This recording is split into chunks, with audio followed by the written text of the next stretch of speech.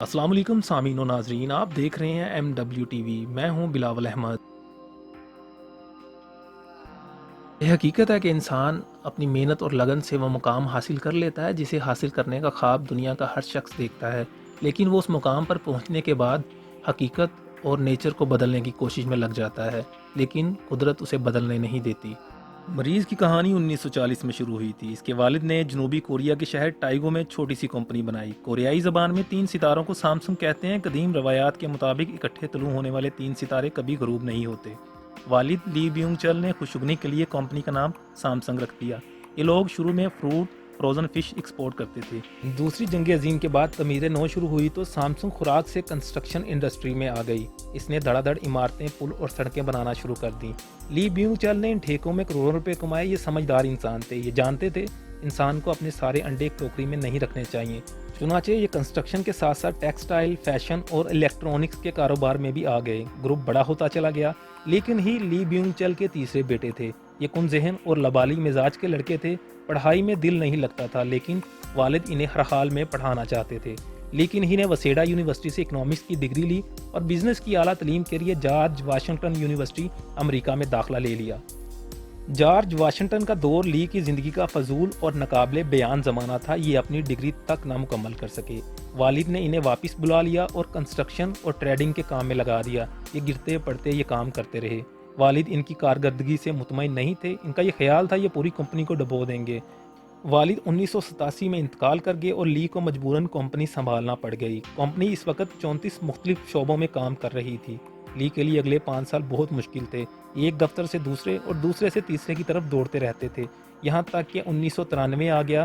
لی کو اچانک محسوس ہوا ہم بہت زیادہ مصنوعات بنا رہے ہیں جس کی وجہ سے ہم کوالٹی میں مار کھا رہے ہیں، جبکہ ہمارے حریف صرف ایک کام کرتے ہیں اور ان کی مصنوعات کی کوالٹی سامسنگ سے بہت بہتر ہے۔ لی کو محسوس ہوا ہم نے اگر اپنے حریفوں کو کوالٹی میں مار نہ دی تو ہم پٹ جائیں گے۔ چنانچہ اس نے ایک دن اپنے تمام ایگزیکٹیوز کو جمع کیا اور ان سے کہا ہم آج سے اپنی بیوی اور بچوں کے علاوہ سب کچھ بدل رہے ہیں۔ تم لوگ نقصان کی پرواہ نہ کرو، ہم اگر فٹ پاتھ پر بھی آ جائیں تو بھی کوئی مسئلہ نہیں، اب بس صرف اور صرف کوالٹی پر توجہ دیں۔ ہماری پروڈکٹس ہر صورت مارکیٹ میں نمبر 1 ہونی چاہیے۔ سامسنگ کے لوگوں کو گارنٹی ہونی چاہیے۔ یہ میجر شفٹنگ تھی۔ کمپنی کی انتظامیہ نے انہیں سمجھانے کی کوشش کی، لیکن وہ ڈٹے رہے۔ وہ ہر قسم کا نقصان برداشت کرنے کے لیے بھی تیار تھے۔ ایگزیکٹیوز نے ہار مان لی اور تعداد کی بجائے معیار پر چلے گئے۔ شروع کے سال بہت مشکل تھے۔ کمپنی کے گودام کباڑ خانے بن گئے۔ مارکیٹ میں سامسنگ کا انبار لگ گیا، لوگ اس کے سائن بورڈز کے قریب سے بھی نہیں گزرتے تھے۔ 1995 میں ایک طرف کمپنی کا بیڑا غرق ہو گیا اور دوسری طرف لی کن ہی پر جنوبی کوریا کے صدر روح تائے ووو کو $30 ملین رشوت دینے کا الزام بھی لگ گیا۔ یہ تفتیش، انکوائریاں اور عدالتی مقدمات کا بھی سامنا کرنے لگے۔ وہ دور مشکل تھا، مگر اس دور نے انہیں پگھلا کر کندن بنا دیا۔ یہ نکھرتے چلے گئے۔ سامسنگ اس دوران ٹیلی ویژن کی انڈسٹری میں آ گیا اور اس کا ٹی وی دیکھتے ہی دیکھتے مارکیٹ لیڈر بن گیا، اور یہ چند ماہ میں پیداوار، معیار اور فروخت میں دوسروں کو بہت پیچھے چھوڑ گیا۔ یوں کمپنی 2006 میں اعلیٰ معیار کا گارنٹی کارڈ بن گئی۔ یہ ہر گھر تک پہنچ گئی، لیکن ہی نے 1998 میں اسمارٹ فونز کا یونٹ بھی لگا لیا۔ یہ یونٹ گلیکسی کہلاتا تھا۔ گلیکسی مارکیٹ میں آیا اور اس نے کشتے کے پشتے لگا لیے۔ یہ بھی دیکھتے ہی دیکھتے عالمی برانڈ بن گیا، جس کے بعد سامسنگ $350 بلین کی کمپنی بن گئی۔ لیکن ہی کو فوربس نے 2014 میں دنیا کے 100 بااثر ترین لوگوں کی لسٹ میں بھی شامل کر لیا۔ یہ کوریا کا امیر ترین شخص بھی بن گیا اور یہ اسٹیٹ سے بھی امیر ہو گیا۔ لی کی کامیابی کا پہلا ستون ٹیکنالوجی تھی۔ سامسنگ کا R&D بہت مضبوط ہے۔ اس نے اہل ترین سافٹ ویئر اور ہارڈ ویئر انجینئرز بھرتی کر رکھے ہیں، جن کی وجہ سے یہ گروپ پچھلے 10 برسوں سے مارکیٹ کو لیڈ کر رہا ہے۔ دوسرا، یہ گروپ معیار پر کمپرومائز نہیں کرتا۔ آپ ان کی کوئی پروڈکٹ اٹھا کر دیکھ لیں، پیکنگ سے لے کر سائز تک آپ کو اس کا معیار حیران کر دے گا۔ اور تیسرا، لی خود خرید و فروخت کا ایکسپرٹ تھا۔ یہ راستے کی ہر رکاوٹ کو خرید کر یا گرا کر آگے نکل جاتا تھا۔ یہ جنوبی کوریا کے قوانین تک بدل دیتا تھا۔ یہ اپنی مرضی کی حکومتیں بھی لے آتا تھا اور اعلیٰ عدالتوں کے جج بھی بدل دیتا تھا۔ چنانچہ یہ اسٹیٹ کے اندر ایک اسٹیٹ بن گیا۔ یہ اسٹیٹ اصل اسٹیٹ سے بھی بڑی مضبوط تھی۔ آپ جنوبی کوریا کی تاریخ نکال کر دیکھ لیں، آپ کو ملک کے ہر سیاسی اتار چڑھاؤ کے پیچھے سامسنگ اور لی ہی ملے گا۔ یہ درجنوں مرتبہ انکوائریوں، تفتیشوں اور مقدمات کا ہدف بنا۔ اس پر صدور کو رشوت دینے کے الزام بھی لگے اور اسے سیاسی خرید و فروخت کا بیپاری بھی کہا گیا۔ سن 2008 میں اس پر ٹیکس چوری کے الزامات ثابت ہو گئے۔ اسے سزا بھی ہوئی، لیکن اس نے عدالت اور حکومت دونوں کو خرید لیا۔ سزا معاف ہو گئی، تاہم اسے انٹرنیشنل اولمپک کمیٹی کا عہدہ واپس کرنا پڑ گیا۔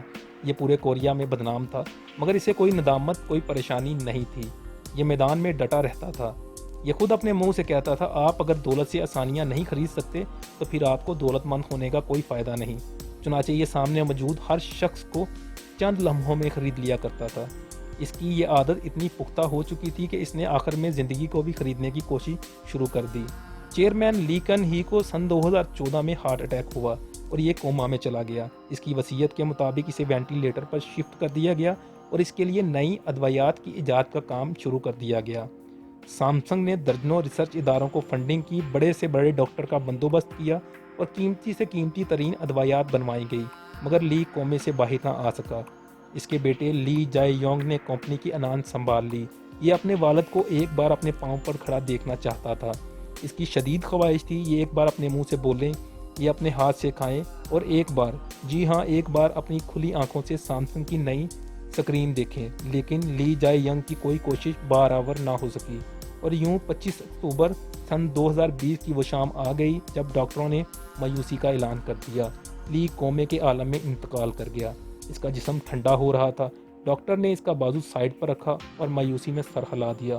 سامسنگ کا مالک مر چکا تھا۔ مرنے کے باوجود اس کے اکاؤنٹ میں $20 بلین تھے۔